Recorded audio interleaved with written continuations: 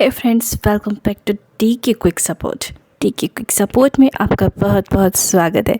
तो दोस्तों, last videos आपको बहुत पसंद आया और तहे दिल से मैं शुक्रिया अदा करना चाहूँगी कि आप लोगों ने वीडियोस को लाइक किया और कुछ लोगों ने कमेंट भी किया कि इस तरह के वीडियोस आप पोस्ट करते रहिए। हाँ, तो टीके क्विक सपोर्ट जो है वो आप सभी के लिए है, आप सभी को तहे दिल से सपोर्ट करने के लिए है। तो आज की जो वीडियो है वो भी कुछ ऐसे ही है जो कि आपको बहुत काम आने वाली है। तो आज की जो वीडियो है वो है how to get success by self improvement. हर कोई लाइफ में सफल होना चाहता है, लेकिन आप सफलता को कैसे डिफ़ाइन करोगे? क्योंकि जीवन में कैसे सफल होना है इसके लिए अलग अलग तरीके हैं और इस पर सभी की अलग अलग राय होती है। लेकिन जो तरीका आपकी सफलता के लिए मील का पत्थर साबित होगा वो आपकी अपनी क्षमता पर निर्भर करता है, आपकी कैपेसिटी पर निर्भर करता है। आप जितना अपने आप को सुधारेंगे, जितनी नई नई चीज़ें सीखेंगे, जितने नए नए लोगों से मिलेंगे, उतना ही सफलता के करीब पहुंचते जाएंगे। लगभग हर क्षेत्र में सफलता पाने का एक ही तरीका है और वो है सेल्फ इम्प्रूवमेंट, यानी कि अपने आप में सुधार करना। तो दोस्तों, सेल्फ इम्प्रूवमेंट का मतलब यही है अपने आप को चेंज करना, कुछ मतलब फ्यूचर के लिए अपने आप को एकदम रेडी रखना। तो आइए इस वीडियो में हम समझते हैं कि वो कौन कौन से तरीके हैं जिनसे हम सेल्फ इम्प्रूवमेंट करके अपनी ज़िंदगी को सफलता की ओर ले जा सकते हैं। तो चलिए शुरू करते हैं और सबसे पहले जानते हैं कि सफलता का तरीका क्या है। सफलता के लिए कोई एक ख़ास तरीका नहीं है जिस पर चलकर ये कहा जाए कि सभी को सक्सेस मिल जाएगी। किसी के लिए कोई चीज़ काम करेगी सफल होने के लिए, तो किसी के लिए कोई दूसरी चीज़। इसीलिए किसी एक ही रास्ते पे चलकर सफलता अगर मिल जाए तो इसकी कोई गारंटी नहीं दी जा सकती है। दूसरी तरफ हर किसी के लिए सफलता की परिभाषा अलग अलग हो सकती है। किसी के लिए एग्ज़ाम में अच्छे नंबर लाना सफलता है, किसी के लिए कंपनी में प्लेसमेंट सफलता है, किसी के लिए अपने काम में तरक्की सफलता है, तो किसी के लिए कुछ और। अगर व्यावसायिक सफलता या अच्छे पैसे कमाने को ही सिर्फ सफलता की कसौटी पर मापा जाए तो जीवन के बाकी कई सारे क्षेत्र छूट जाएंगे। इसमें परिवार, रिश्ते, पढ़ाई आदि शामिल हैं। कई लोग प्यार, खुशी, स्वास्थ्य और सफलता को ही कई लोग प्यार, खुशी और स्वास्थ्य को ही सफलता मानते हैं। लेकिन दोस्तों, मैं इस वीडियो में कुछ टिप दे रही हूँ जिन्हें आप फॉलो करके सफल होने की संभावनाओं को बढ़ा सकते हैं। तो जैसे कि अब सबसे पहला पॉइंट आता है कि ग्रोथ माइंडसेट का निर्माण करें। मनोवैज्ञानिक कैरोल डोवेल से पता चलता है कि लोग अपने और अपनी एबिलिटी के बारे में दो तरह से सोचते हैं, जिससे किसी भी काम को लेकर उनकी मानसिकता प्रभावित होती है। एक तो है निश्चित मानसिकता, यानी कि फिक्स्ड माइंडसेट, और दूसरा है विकासशील मानसिकता, यानी कि ग्रोथ माइंडसेट। तो जो लोग फिक्स्ड माइंडसेट वाले होते हैं उनका मानना है कि दिमाग को बढ़ाया नहीं जा सकता है, मतलब कि वो जितनी आज हैं उतने ही कल भी रहेगी। ये लोग मानते हैं कि सफलता कड़ी मेहनत का फल नहीं है। ये मानते हैं कि जिसमें टैलेंट होता है उसे ही सब कुछ मिलता है। इन लोगों का मानना होता है कि टैलेंट जन्मजात होता है, मतलब इनकी थिंकिंग ऐसे होती है कि ये लोग टैलेंट के साथ ही पैदा होते हैं, इसमें मेहनत का कोई लेना देना नहीं है। तो ये लोग किसी भी हालात से जल्दी हार मान जाते हैं और हमेशा अपनी किस्मत को ही कोसते हैं, क्योंकि ये लोग तो मेहनत करना चाहते नहीं, मेहनत करना जानते नहीं, तो ये जो है अपनी किस्मत को ही ब्लेम देते हैं। वहीं दूसरे तरफ जो ग्रोथ माइंडसेट के होते हैं वो ये मानते हैं कि हम जितना ज़्यादा मेहनत करेंगे उतना ही ज़्यादा सीखेंगे, आगे बढ़ेंगे और अपने आज की सिचुएशन को बदल डालेंगे। जब मुश्किल काम इनके हाथ आता है तो ये हार मानने की बजाय अपने काम करने के तरीके को सुधारते हैं ताकि अच्छे से अच्छा काम करके दे सकें। जो ग्रोथ माइंडसेट के लोग होते हैं वो सोचते हैं कि लाइफ पर उनका कंट्रोल है, और वो जैसे चाहे वैसे जी सकते हैं।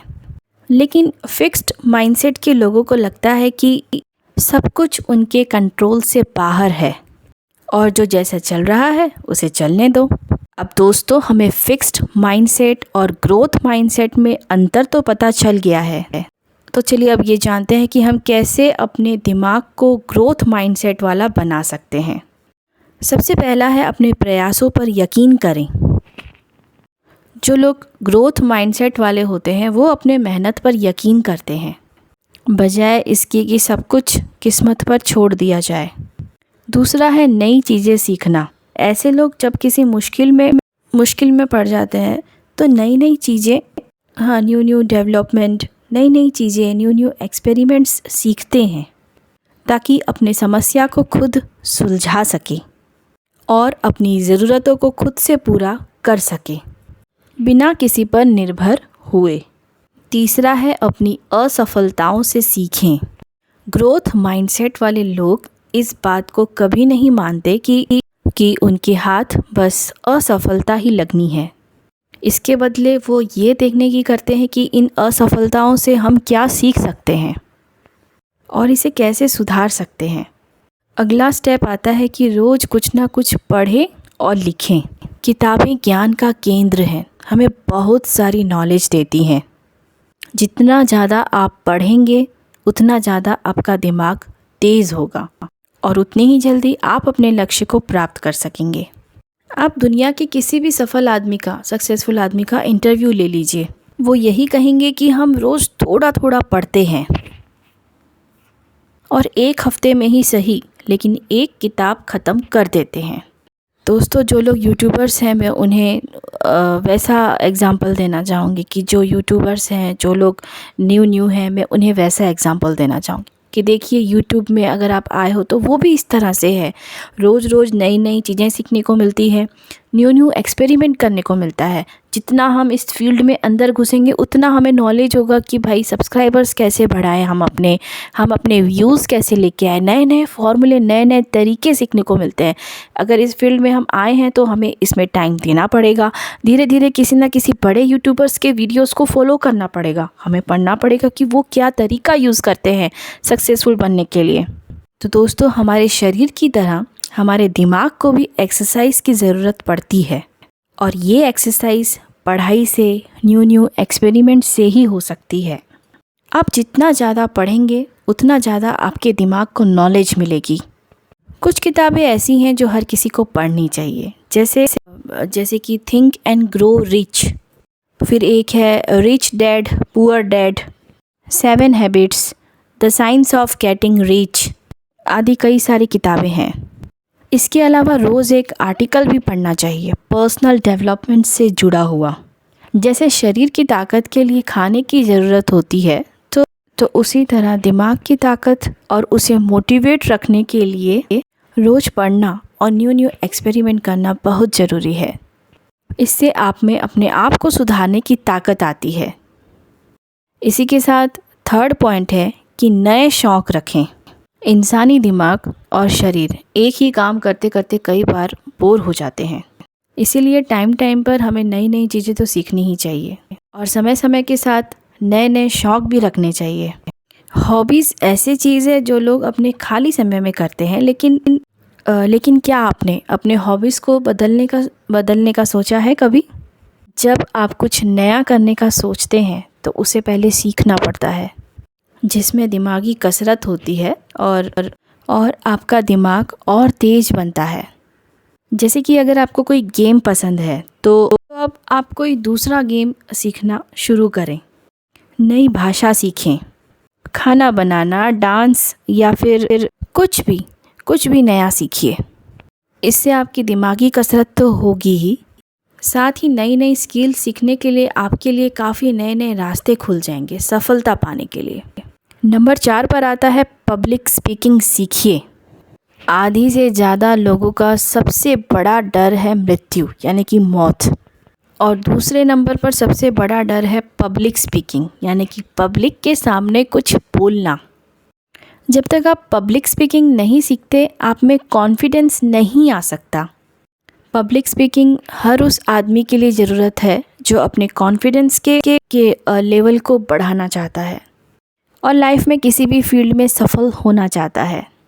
5वां पॉइंट है अपनी आलोचनाओं का सामना करना सीखें, यानी कि क्रिटिसिज्म लेना सीखें। ऐसे कई सारे तरीके हैं जिससे हम अपने आप को सुधार सकते हैं, यानी कि सेल्फ इम्प्रूवमेंट कर सकते हैं। जब आप कुछ अलग कर रहे होते हो या अपने लक्ष्य पर कायम हो रहे होते हो तो बहुत से लोग आपकी आलोचना करते हैं, आपके बारे में कुछ भी बोलते हैं, क्योंकि वो आपसे जलते हैं। तो जिससे आपको डरना नहीं चाहिए, बल्कि आपको उनसे सबक लेकर आगे बढ़ना चाहिए। नंबर 6 पर आता है मेडिटेशन और एक्सरसाइज करें। अब आप कहेंगे कि मेडिटेशन और एक्सरसाइज का क्या रोल है, वो भी सेल्फ इम्प्रूवमेंट में। लेकिन दोस्तों, जब तक आप अपने शरीर और दिमाग का बैलेंस नहीं बनाएंगे, तब तक आप कुछ भी किसी भी काम में फोकस नहीं कर सकते। मेडिटेशन दिमाग को एकाग्र करता है और एक्सरसाइज शरीर को मजबूत बनाती है, ताकि जब कड़ी मेहनत का मौका आए तो शरीर टूटे नहीं। पर्सनैलिटी डेवलपमेंट भी सेल्फ इम्प्रूवमेंट का एक बहुत ही ज़रूरी हिस्सा है, अहम हिस्सा है। आगे 7वां पॉइंट है अपने कमरे को सजा कर रखें। आपको ये जानकर शायद हैरानी होगी कि आपके आसपास जितनी सफाई और सुंदरता होगी, आपका मन अपने काम में और भी ज़्यादा लगेगा। अगर आप ऐसे माहौल में रहते हो तो आप रोज़ मोटिवेटेड महसूस करोगे। इसीलिए आप अपने आसपास की जगह को सुंदर बना लें। अगर आप पूरे घर या ऑफिस को नहीं भी सजा सकते हो तो अपने कमरे को तो सजा ही सकते हैं। जैसे कि अपने कमरे में कोई मोटिवेशनल कोट लगा लीजिए, अब अपने कमरे के दीवार पर अपने आइडल की तस्वीर लगा लीजिए कोई, और अपने आइडियाज़ को भी आप दीवार पर लगा सकते हैं। इवन आप अपने गोल को लिख सकते हैं, उसके क्या क्या स्टेप्स होते हैं आप उन्हें भी लिख सकते हैं।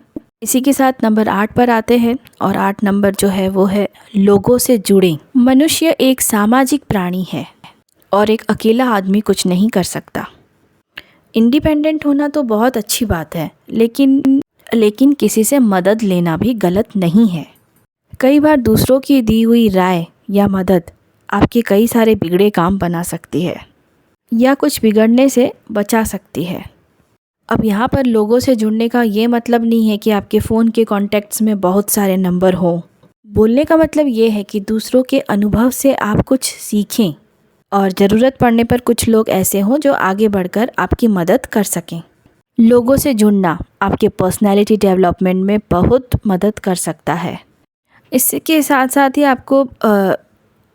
आपको रिलेशनशिप मैनेजमेंट भी आता है, जिससे आप अपने पर्सनल और प्रोफेशनल लाइफ में लोगों को खुश रख सकते हैं और एक बैलेंस लाइफ जी सकते हैं।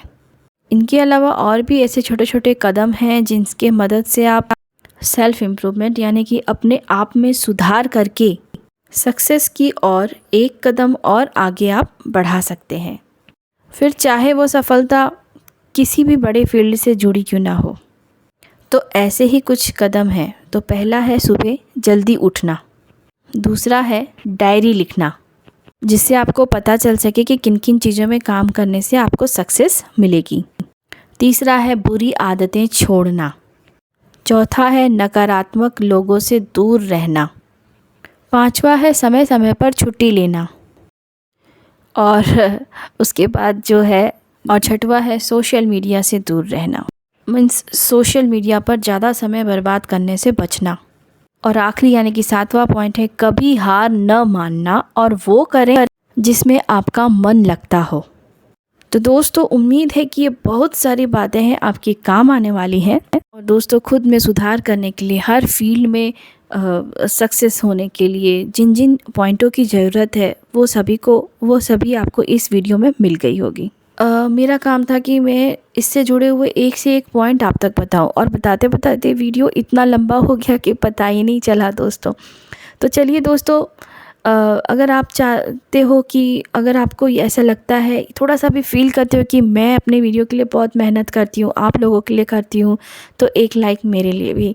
तो चलिए अब दोस्तों, रखिए बहुत सारा ख्याल। वीडियो पसंद आया तो इसे लाइक, शेयर एंड सब्सक्राइब ज़रूर करिएगा।